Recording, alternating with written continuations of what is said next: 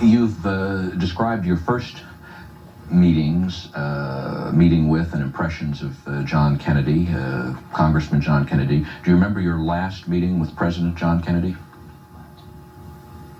Well, the last meeting was not a meeting, it was a telephone call.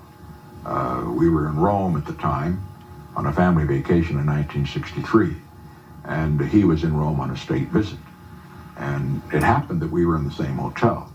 He was there for a meeting, and I was, of course, staying there. And he called on the phone. It was just a friendly call. Said he hoped we'd have a good vacation. And I wished him good luck. And 6 weeks later, of course, he was dead.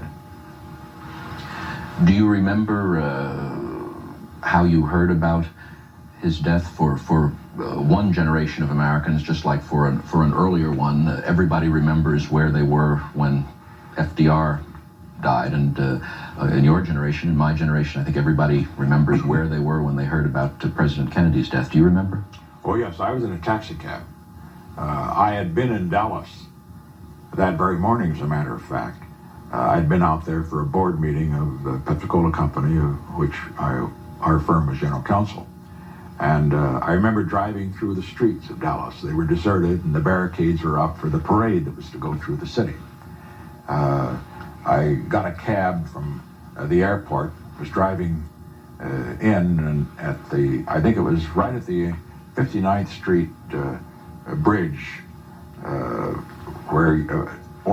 from Queens on 59th, strike that. I remember that our cab was stopped in Queens, just as you come into 59th Street, and at a stoplight. And a man ran over from the curb and said to the cab driver, "Do you have a radio in your car?" I said, "No." He said, "President Kennedy's just been shot." Well, we didn't have a radio, and the cab went on, and I all the way back in, took another 20, 25 minutes before we got to the apartment. I wondered, what in the world has happened? So we got into the apartment, and I immediately got on the phone. I got J. Edgar Hoover on the line. And I said, "What happened?